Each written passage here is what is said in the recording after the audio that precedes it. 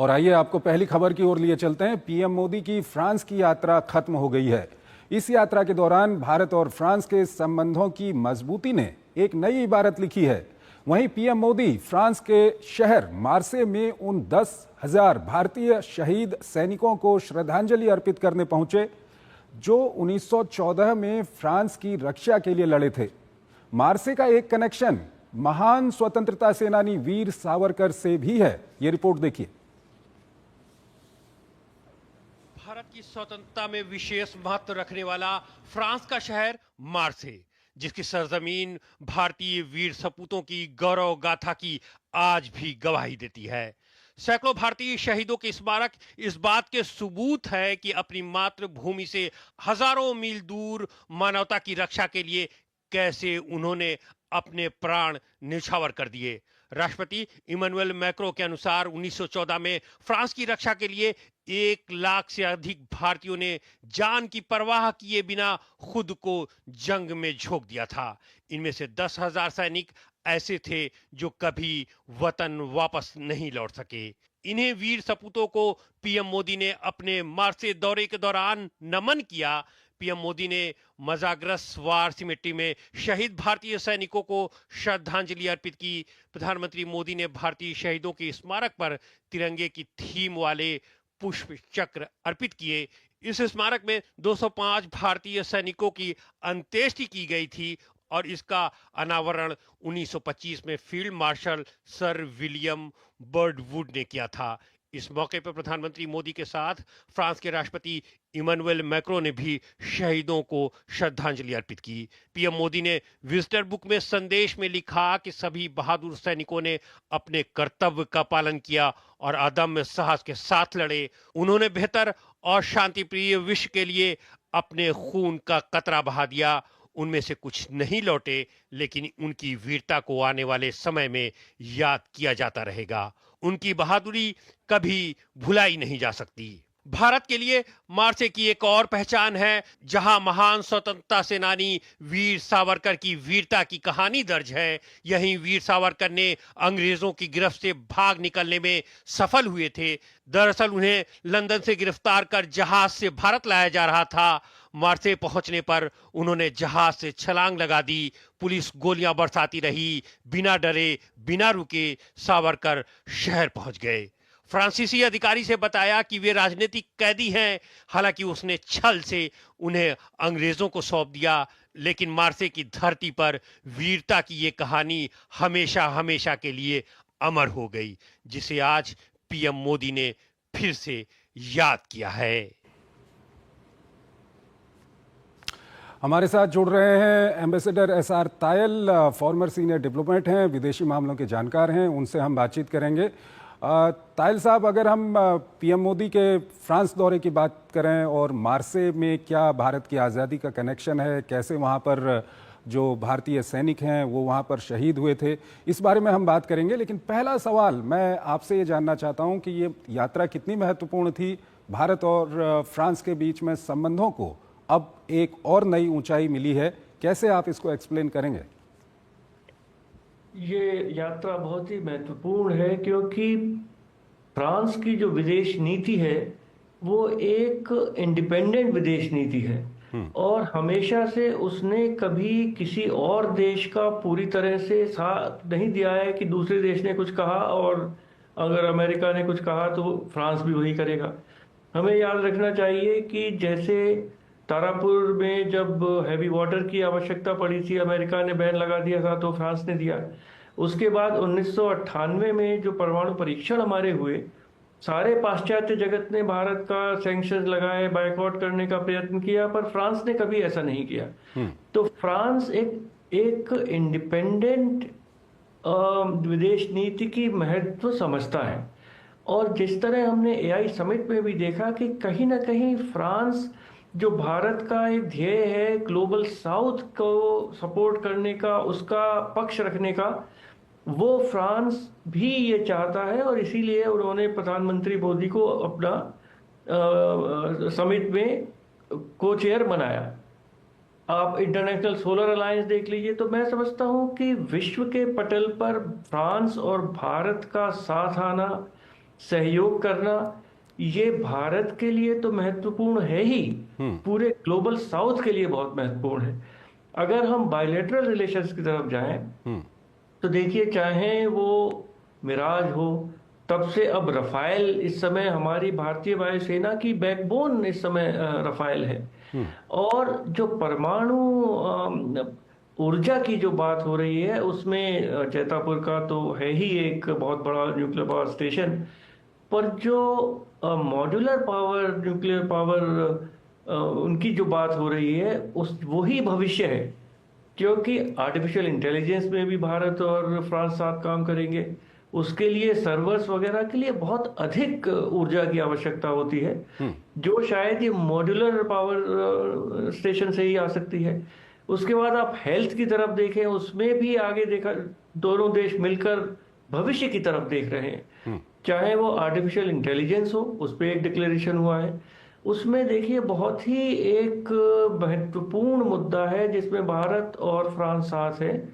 जैसा प्रधानमंत्री ने अपने वक्तव्य में भी कहा समिट में कि आर्टिफिशियल इंटेलिजेंस में भविष्य है, वो ओपन सोर्स होना चाहिए जी। वो हर एक को एक्सेसिबल होना चाहिए, वो पूरे ग्लोबल साउथ के लिए इंक्लूसिव होना चाहिए। उसमें कुछ और देशों की जो प्राइवेट कंपनियां हैं उनका नजरिया अलग है, वो इससे अपना प्रॉफिट कमाना चाहती हैं, जबकि भारत और फ्रांस का नजरिया अलग है। तो आप हेल्थ की तरफ देखें, न्यूक्लियर एनर्जी की तरफ देखें, आर्टिफिशियल इंटेलिजेंस की तरफ देखें, ये सब, इन सब मामलों में जो भविष्य की तरफ एक रास्ता खोल रहे हैं, भारत और फ्रांस साथ है। और मरसाई में तो जिस तरह पूरे वक्त राष्ट्रपति मैक्रोन हमारे प्रधानमंत्री के साथ रहे, वो हमारा नया कॉन्सुलेट जो खुला वहां भी साथ रहे। ये जैसा आपने अभी दर्शकों को दिखाया कि जिस तरह 10,000 हमारे देश के ठीक है सर, इस बारे में अभी हम बात करेंगे। उससे पहले आपसे मैं ये जानना चाहूँगा कि अगर परमाणु ऊर्जा में सहयोग की हम बात करें और साथ ही साथ सामरिक क्षेत्र में सहयोग की बात करें, तो भारत और फ्रांस के बीच में इस क्षेत्र के संबंधों और खासकर प्रधानमंत्री ने वहाँ पर सीईओ फोरम को भी संबोधित किया, तो व्यापार और निवेश की भी अगर हम बात करें तो ये कितने महत्वपूर्ण इसको लेकर के दोनों देशों के संबंध हैं? देखिए, ये भी बहुत महत्वपूर्ण है। फ्रांस की पनडुब्बी स्कॉर्पिन भारत में 5 बन चुकी हैं, और मैरीटाइम एरिया में मरसाई में जो जो हम कॉन्सुलेट खोल रहे हैं, मेरा लगता है कि इसका एक बहुत ही बड़ा उसके पीछे ये एक सोच है कि मरसाई पूरा जो व्यापार है, सामरिक व्यापार, उसका केंद्र है यूरोप में और फ्रांस में। तो वहाँ अगर भारत की वहाँ प्रेजेंस होगी तो उससे भारत को एक दिशा मिलेगी कि किस तरह भारत भी सामरिक और क्षेत्र में और आगे बढ़ सके और फ्रांस के साथ और सहयोग कर सके। तो और उनका भारत में निवेश भी फ्रेंच कंपनियों का काफ़ी है और अधिक होना भी चाहिए, और उसके लिए रास्ता खुल रहा है। हमारे विदेश मंत्री ने भी वहाँ बिजनेस समिट में उन्होंने अपने विचार रखे और न्योता दिया सब फ्रांस की कंपनियों को कि भारत में आए, निवेश करें। और जो भारत का, देखिए, जो भारत एक दिशा चाहता है, एक आत्मनिर्भर भारत की भी दिशा चाहता है कि फ्रांस कंपनी आए और भारत के साथ कोलैबोरेट करे, भारत की कंपनियों के साथ काम करें और भारत में भी बनाने का प्रयत्न करें। ये सोच मैं समझता हूँ कि फ्रांस इसको, जो भारत की जो दिशा है, जो एम्बिशन है, उसको समझेगा और भारत की कंपनियों के साथ, भारत के इंजीनियरों के साथ, भारत के वर्कर्स के साथ काम करेगा, जिससे फ्रांस की कंपनियों को भी फायदा हो और भारत को आत्मनिर्भर भारत की तरफ बढ़ने में एक सहयोग मिले। सर, अगर हम अंतर्राष्ट्रीय मंचों की बात करते हैं, चाहे भारत सिक्योरिटी काउंसिल में परमानेंट सीट की बात करता है या उसके अलावा कई तरह के जो अंतर्राष्ट्रीय मंचों के रिफॉर्म की बात करता है, उसमें भारत और फ्रांस की दोस्ती और फ्रांस का भारत के लिए साथ कितना महत्वपूर्ण है? फ्रांस ने हमेशा यूएन सिक्योरिटी काउंसिल का जो रिफॉर्म्स की बात हो रही है उसका समर्थन किया है, उसमें कि भारत उसका स्थायी सदस्य बने। पिछले 10 वर्ष और उससे अधिक से सबसे पहले शायद जो 5 वीटो विल्डिंग लोग मेंबर हैं यूएन सिक्योरिटी काउंसिल के, जी। उसमें शायद फ्रांस पहला था और उसके बाद रशिया था जिन्होंने भारत का समर्थन किया परमानेंट मेंबरशिप का। इंटरनेशनल सोलर अलायंस है, देखिए वो भी एक भविष्य की तरफ दिखाता है, आगे कैसे बढ़ा जाए, क्योंकि ऊर्जा की आवश्यकता पड़ेगी। इस तरह अब आर्टिफिशियल इंटेलिजेंस में भी किस तरह भारत और फ्रांस साथ मिलकर काम करेंगे। और देखें कि अगर जिस तरह राष्ट्रपति ट्रम्प कुछ नीतियां बदल रहे हैं और एक नई दिशा अमेरिका की विदेश नीति को दे रहे हैं, WHO से वो अलग हो गए, क्लाइमेट चेंज से अलग हो गए, तो शायद यूरोप की और जो डेवलपिंग कंट्रीज हैं, भारत हैं, इनकी जिम्मेदारी कुछ अधिक बढ़ जाती है और कि साथ साथ मिलकर काम करें। और जो समस्याएं पूरे विश्व के साथ सामने हैं वो, उसमें अगर भारत और यूरोपियन यूनियन, फ्रांस ये मिलकर काम करेंगे, मैं समझता हूं कि उन सब समस्याओं का समाधान ढूंढने में अधिक आसानी होगी और एक इस तरह का समाधान ढूंढा जाएगा जिसमें कि ग्लोबल साउथ के जो हित हैं उनको कोई नुकसान न पहुंचे। सर, एक और यहाँ पर सवाल आता है कि भारत और फ्रांस के संबंध काफ़ी अच्छे हैं, काफ़ी मजबूत हो रहे हैं, लेकिन पीएम मोदी की एक पर्सनल बॉन्डिंग होती है विभिन्न देशों के नेताओं के साथ, और प्रेसिडेंट मैक्रों की हम बात करें तो किस तरह की इस बॉन्डिंग को आप किस तरह से देखते हैं? खुद जो प्रेसिडेंट मैक्रो हैं वो पीएम मोदी को विदाई देने के लिए एयरपोर्ट तक आए, कैसे आप इसको देखते हैं? बहुत ही अच्छी पर्सनल केमिस्ट्री है। जैसे कि इंटरनेशनल सोलर अलायंस में भारत प्रधानमंत्री मोदी ने राष्ट्रपति मैक्रोन को चेयर बनाया था और उनको न्योता दिया था। और अब कई पिछले 5-6 साल से बहुत मुलाकातें दोनों नेताओं में हो चुकी हैं, क्योंकि मैं समझता हूँ कहीं ना कहीं जो विश्व की तरफ देखने का जो नजरिया है वो प्रधानमंत्री मोदी और राष्ट्रपति मैक्रोन का बहुत मिलता है कि हमारा देश भी आगे बढ़े और दुनिया भी आगे बढ़े और दुनिया का ग्लोबल साउथ भी आगे बढ़े।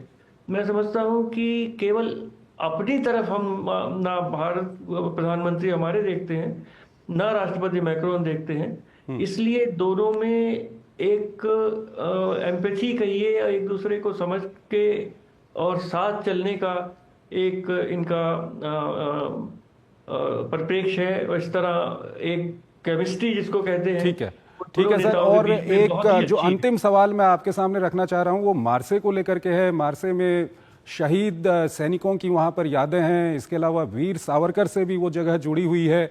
इसको आप हमारे दर्शकों को किस तरह से बताना चाहेंगे? देखिए, मार्साई हमेशा से वहाँ फ्रांस का जो पूरा सबसे बड़ा पोर्ट है, व्यापार सबसे अधिक वहां से होता है, पर भारत के और भारतीयों की नज़र में वो इतना नहीं था। अब वहाँ नई कॉन्सुलेट भी खुल रही है और जो वहाँ बहुत बड़ी वॉर सेमेट्री है प्रथम विश्व युद्ध की, उसमें 1 लाख भारत के सैनिक, ब्रिटिश उस समय ब्रिटिश आर्मी के थे वो, तो वहाँ गए थे और फ्रांस जर्मनी के साथ लड़े थे फ्रांस की तरफ से, अलाइज की तरफ से, और 10,000 उनमें से वापस नहीं आए। तो प्रधानमंत्री और राष्ट्रपति मैक्रोन दोनों उस वॉर सेमेट्री में गए और उन श्रद्धांजलि उन्होंने भारत के वीरों को दी जिन्होंने विश्व की शांति के लिए और फ्रांस के लिए वीरगति प्राप्त की। और वहाँ प्रधानमंत्री ने वीर सावरकर का जिक्र किया, क्योंकि अब वीर सावरकर एक फिल्म भी आई थी, उससे भी भारत के लोगों को सही सब पता चला कि किस तरह वीर सावरकर जब इंग्लैंड से डिपोर्ट किए जा रहे थे, Moria, HMS her majesty ship Moria उसका नाम था, और 8 जुलाई 1910 को वो जो पोर्ट होल होता है, जो खिड़की होती है शिप में, उससे कूद गए पानी में और उनके ऊपर गोलियां भी चलाई गई, पर वो मार्साई सिटी पहुंच गए और उन्होंने एक पॉलिटिकल असाइलम की मांग की। मैं एक राजनीतिक कैदी हूँ, पर उस समय का फ्रांस अलग था बहुत, वो इंग्लैंड के साथ मिला हुआ था, तो उन्होंने उन्हें पकड़ के फिर उस अंग्रेजों को सौंप दिया। वो एक अलग चीज है, पर मार्साई सिटी वीर सावरकर की जीवनी से, उनका जो एक स्वतंत्रता के लिए वो जिस तरह से पूरी तरह से समर्पित थे, और ब्रिटिश राष्ट्र को उन्होंने हर तरह से उन्होंने उसको अपोज किया, भारत में भी रहते हुए, इंग्लैंड में भी, और इस तरह अपने एक साहस का भी बहुत ही बढ़िया एक उदाहरण है कि वो और पानी में, समुद्र में कूद गए। और तो ये एक बहुत ही अच्छा, मैं समझता हूँ कि देशवासियों को याद रखना चाहिए, याद बिल्कुल करना चाहिए बिल्कुल। कि भारत को तायल जो साहब हमारे स्वतंत्रता साथ मिली बने रहिए, आप एक और महत्वपूर्ण अभी विषय है उस पर हम आपसे बातचीत करेंगे, लेकिन हमको एक छोटा सा यहाँ पर एक छोटा